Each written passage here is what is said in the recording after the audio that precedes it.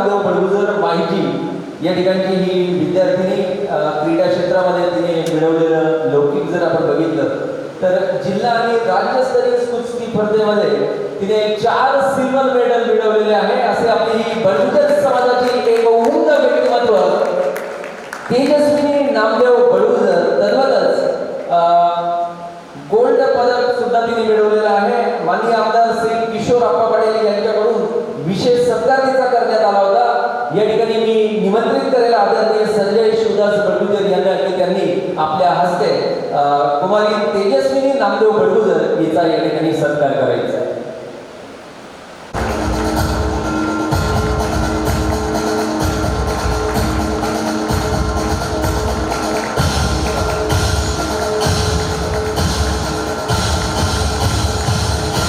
विनंती करतो की त्यांनी व्यासपीठावर यायचं आणि आपलं मार्गदर्शन करायचं आहे। त्यांचं प्रेझेंटेशन रेडी झालं असेल तर बघा। दिनेशजींना एक विनंती आहे, कार्यक्रम अजून खूप लांब आहे तर थोडं थोडक्यामध्ये आपण केलं तर थोडं सर्वांना आता मला बरेचसे जर म्हणतायत आम्हाला ऑफर आताच द्या, आमची गाडी आहे, आम्हाला आता जायचं आहे, आमचा पुरस्कार आधी घ्या।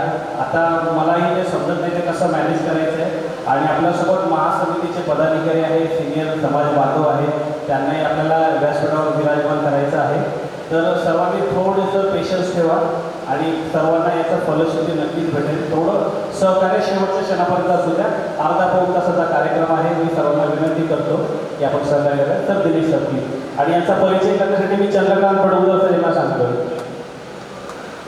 आदरणीय श्री दिनेश भगवान शेठ बडगुजर ठाणे यांच्याविषयी सांगायचं झालं तर सायबर सिक्युरिटी, आर्टिफिशियल इंटेलिजन्स आणि प्रोजेक्ट मॅनेजमेंटमध्ये गेल्या 25पेक्षा जास्त वर्ष त्यांना कौशल्य आणि अनुभव आहे। त्याचबरोबर IT व्यावसायिक MBA प्रोजेक्ट मॅनेजमेंट आणि BA इलेक्ट्रॉनिक्स अँड कम्युनिकेशनमध्ये देखील 25पेक्षा जास्त वर्षांचा त्यांना अनुभव असल्याने आंतरराष्ट्रीय प्रमाणपत्र त्यांना मिळालेले आहे। सध्या गेल्या दशकापासून रिलायन्स जिओच्या व्यवस्थापन संघाचे प्रमुख सदस्य या व्यतिरिक्त एक आंतरराष्ट्रीय करिअर प्रशिक्षक म्हणून देखील ते काम पाहत आहे। असंख्य विद्यार्थ्यांना त्यांचे स्वप्नातील करिअर जागतिक स्तरावर सुरक्षित करण्यासाठी मार्गदर्शन नेहमी करत असतात। असं दिलखुलास व्यक्तिमत्व आदरणीय श्री दिनेश भगवान बडगुजर यांना मी मार्गदर्शन करण्यासाठी विनंती करतो। नमस्कार। आतापर्यंत सर्वजण तुम्ही थांबले, मला बघून खरंच आनंद होतो आहे, कारण इतका वेळ उत्साह टिकत नाही। पाल्य असू द्या किंवा त्यांचे पालक असू द्या, शांत चित्ताने सकाळपासून वेगवेगळ्या विषयावरती वेगवेगळ्या पद्धतीने आपापले मतं मांडले, त्यातला किती कोणाच्या कामाची होती किंवा कामाची नव्हती तो विषय जरी बाजूला ठेवला तरी शांततेने एका ठिकाणी अशा वातावरणामध्ये बसून राहणं हेच एक धैर्याची मोठी परीक्षा मला वाटते। आणि अखिल भारतीय बडगुजर समाज महासमिती अंतर्गत आज जो उपक्रम इथं राबवला गेला आहे त्या अंतर्गत मला जे बोलवणं झालं इथं, मी समितीचा आणि उपस्थित सर्व मान्यवरांचा खरोखर एक शब्द नाही माझ्याकडे आभार व्यक्त करायला, परंतु हा जो उपक्रम आहे हा समाजाच्या दृष्टिकोनातून खरोखर किती उपयोगाचा आहे हा सांगण्याचा एक प्रयत्न प्रत्येकाने आपापल्या भाषेतून केला आहे। काही लोक म्हणतात नोकरी करावी, काही म्हणतात नोकरी करू नये। ह्याबद्दल आता मी ज्यांनी आयुष्यातले 25 वर्षे कॉर्पोरेट क्षेत्रामध्ये घालवली त्यातली 20 वर्ष अंबानी परिवारासोबत घालवली, त्यांनी त्यात योग्य म्हणजे किंवा अयोग्य ठरवणं हा वादाचा मुद्दा असू शकतो। कोणी अंबानी बनावं, कोणी अदानी बनावं, पण नोकऱ्या सगळ्यांना मिळाव्या आमचा उद्देश तो आहे। आज माझं मार्गदर्शन करण्याचं किंवा माझं 2 शब्द बोलण्याचं प्रयोजन तेच आहे। कोणी अंबानी बनू द्या, कोणी अदानी बनू द्या, पण शेवटी कोणाला तरी नोकरी मिळू दे। आपल्यासारखे अजून खूप सारे उमेदवारीचं आहेत, आजही खूप लोक आलेले होते जॉबच्या आशेने, त्या प्रत्येकाला नोकरी मिळू दे। आता नोकरी मिळण्याची आपली प्रायमरी एलिजिबिलिटी ज्याला आपण म्हणतो की प्राथमिक योग्यता, ती योग्यता म्हणजे तुमचं शिक्षण आहे। भारतात आता ज्या काही शिक्षण पद्धती अवेलेबल आहेत त्यामध्ये कोणाला मेडिकल करायचं आहे, कोणाला इंजिनिअरिंग करायचं आहे, कोणाला आर्ट, कॉमर्स, सायन्स किंवा चार्टर्ड अकाउंटिंग करायचं आहे। ओके, या पलीकडे जर अपॉर्च्युनिटीज मला बघायच्या असतील तर वर्ल्ड वाईड जगभरामध्ये कुठे काय चाललं आहे आणि त्या जगभराच्या योग्यतेनुसार मी आज कुठे उभा राहू शकतो किंवा मला क्वालिफिकेशनसाठी त्या काय करू शकतो हे सांगण्याचा एक 5 मिनिटात मी प्रामाणिक प्रयत्न करतो. ओके. परदेशी शिक्षण जायचं म्हटलं की सगळ्यात पहिले डोक्यात हा विचार येतो का माझ्याकडे लाखो रुपये अकाउंटला असायला पाहिजे किंवा आईवडिलांकडे माझ्या करोडो रुपयाची पुण्याई असावी लागते. हा समज अतिशय खोटा आहे. याचं उदाहरण मी तुम्हाला माझ्या मागच्या 5 वर्षामध्ये 100 ते 150 विद्यार्थी मी स्वतः पाठवले. त्यात एक उदाहरण माझ्या घरातल्या माझी मुलगी 100% स्कॉलरशिपवरती शिक्षणाच्या संधी उपलब्ध आहेत. उच्च शिक्षण तुम्हाला अगदी फ्री म्हणतो आपण त्याला फ्री, ते फ्री एज्युकेशन अवेलेबल आहे. अडचण फक्त ही आहे की तुम्हाला ते कुठे शोधायचं, कसं शोधायचं, त्याची ॲप्लिकेशन प्रोसेस काय आहे किंवा त्याच्या स्कॉलरशिपच्या कुठल्या ऑपॉर्च्युनिटीज आहेत हे जर मार्गदर्शन तुम्हाला अगदी शास्त्रोक्त पद्धतीने मिळालं तर ते सहज शक्य होतं. मी शास्त्रोक्त पद्धतीने याच्याआधी म्हटलं की तुम्ही प्रोसेस अशी नाही आहे की ॲप्लिकेशन म्हणजे असे हजारो लोकांनी ॲप्लिकेशन भरलं आहे त्यातले 5 लोकांचं सिलेक्शन होणार आहे असं नाही. या सगळ्या पद्धती वर्ल्डवाईड सायंटिफिकली प्रोवन पद्धती आहेत. त्याच्या काही एलिजिबिलिटी क्रायटेरिया ज्याला म्हणतो आपण त्याच्या परीक्षा द्यायला लागतात आणि या सगळ्यांची सुरुवात तुम्हाला कमीत कमी 1 ते 1.5 वर्ष आधीपासून करायला लागते. तुम्ही आज तहान लागले आणि वेळ बघतो असं होत नाही. तुम्हाला जर ठरवायचं असेल का मला ग्रॅज्युएशनला समजा युरोपला जायचं आहे किंवा मास्टर्सला युरोपला जायचं आहे किंवा अमेरिकेला जायचं आहे, तुम्ही ती 10वी-12वी पासून तयारी करायला लागते. त्याच्या काही जी एक्झाम आहेत त्या वर्षातला एकत्र होणारी एक्झाम आहे. मग ती जर म्हटलं मी आता पुढच्या वर्षी जाणार आहे, ह्या वर्षीची एक्झामची डेट तर निघून गेली, मग मी एलिजिबिलिटी किंवा क्रायटेरिया माझा पास कसा करणार. त्यामुळे त्या प्रत्येक गोष्टीची सुरुवात जी आहे तुम्हाला 3 ते 2 वर्ष आधी करायला लागते.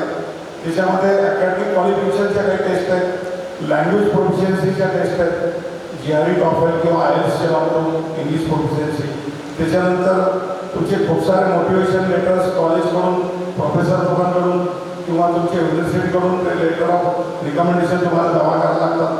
डॉक्युमेंटेशन कठीण आहे. प्रत्येकाला काय वाटतं की आपलं सिलेक्शन सहजासहजी होत नाही किंवा प्रोसेस ती कॉम्प्लिकेटेड आहे. प्रोसेस कॉम्प्लिकेटेड नक्की आहे. ती एवढ्यासाठी कॉम्प्लिकेटेड आहे का त्याच्यामध्ये डॉक्युमेंटेशन करावं लागतं. तुम्हाला जर एखादी गोष्ट फुकट मिळत असेल किंवा मोफत मिळत असेल तेवढी मेहनत तुम्हाला करायला लागेल, ते डॉक्युमेंटेशन तुम्हाला करायला लागेल. ओके. त्यासाठी स्टेप बाय स्टेप गाईड माझ्याकडे अवेलेबल आहे. मी खूप साऱ्या गरजू विद्यार्थ्यांना आतापर्यंत ते पुरवत आलेलो आहे. त्याच्यासाठी तर ट्रेनिंग जी गरज पडते ते लँग्वेज प्रोफिशियन्सी असू द्या किंवा मग त्या स्कॉलरशिपचे वेगळ्या वेगळ्या एक्झाम असू द्या, त्याचं मटेरियल अगदी विनाशुल्क मी प्रोव्हाइड करत असतो. बाहेर जाण्यासाठी जे तुम्हाला इन्व्हेस्टमेंट किंवा फंडिंगचे जे ऑप्शन्स अवेलेबल असतात त्याची सगळी आपल्याकडे एक डेटा बँक ज्याला म्हणतो आपण, ती डेटा बँक अवेलेबल आहे. त्यातनं तो पैसा उभा करून ते एज्युकेशन फ्री कसं मिळवता येईल ते सगळे सोर्सेस किंवा पर्याय आपल्याकडे उपलब्ध आहेत. आता मी तुमचा फारसा वेळ न घेता शॉर्टकटमध्ये फक्त लोकेश भाऊ आणि बाकी इतर मंडळी, संचालक मंडळी आहे, त्यांना विनंती करतो की माझा नंबर ज्या गरजूंना हवा असेल त्याच्यापर्यंत पोचवा. आता प्रत्येकाला हे सांगत बसणं मला योग्य वाटत नाही आहे. ज्यांना खरोखर कोणाला आपल्या पाल्याला भविष्य घडवण्यासाठी जर परदेशी पाठवायचं असेल शिक्षणासाठी आणि तेही विनामूल्य म्हणजे अगदी विनामूल्य, ओके, तर मला जरूर संपर्क करा. मी माझ्यापर्यंत जेवढा वेळ तेवढा 100% सहयोग करायचा प्रयत्न करेल आणि ॲडमिशन मिळवून देईल. धन्यवाद. सर,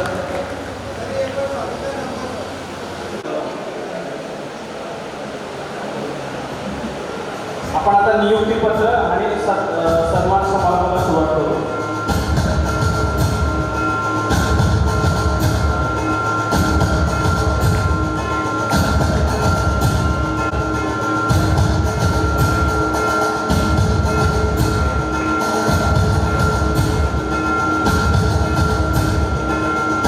वारंवार बघा, स्त्री पुरुष समानता आहे देशामध्ये, तुम्ही पुढे येत नाही, यांना स्त्रियांना संधी मिळत नाही असं आमचं वारंवार हे होतं. ज्योतिताई नाही कशाला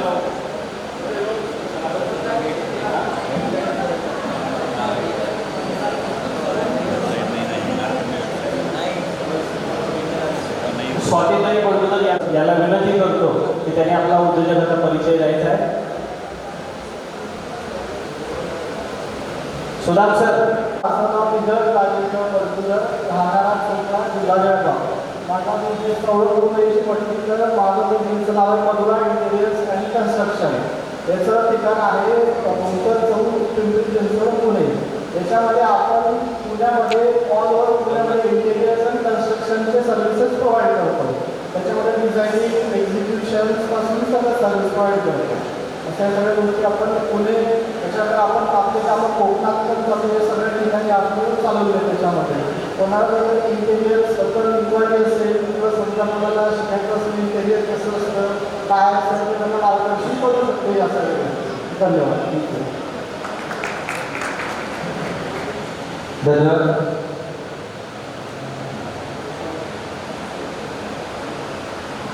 त्यानंतर शेवटच्या सत्कार कर्तृत्व प्रधान अशा युवक युवतींचा सत्कार आपण या ठिकाणी घेत आहोत. पहिला सत्कार या ठिकाणी घेतोय आपण रवींद्र तुळशीराम बंडुगर बोराडी.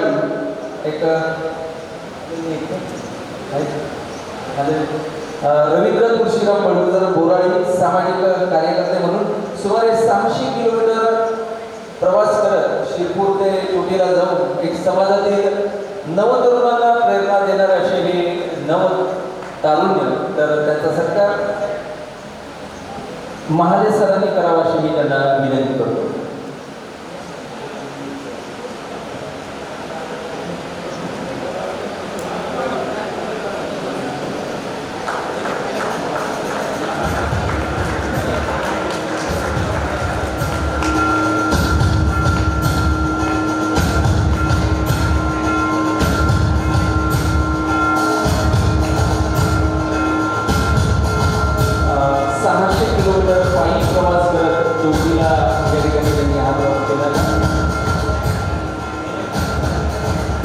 प्रवास करत आपल्या समाजातील जे नवतरुण युवक आहेत त्यांना दरवर्षी या पायी प्रवासाला नेत असतात. अशा या नवतरुणाचं हार्दिक स्वागत. धन्यवाद सर. यापुढे मी नाव अनाऊन्स करतो. वेदांत संजय वासेवाय आहे का? वेदांत संजय वासेवाय, अमरावती. त्यानंतर चिरंजीव सोहम अनिरुद्ध भेरडे, अमरावती आहे. सोहम अनिरुद्ध भेरडे. त्यानंतर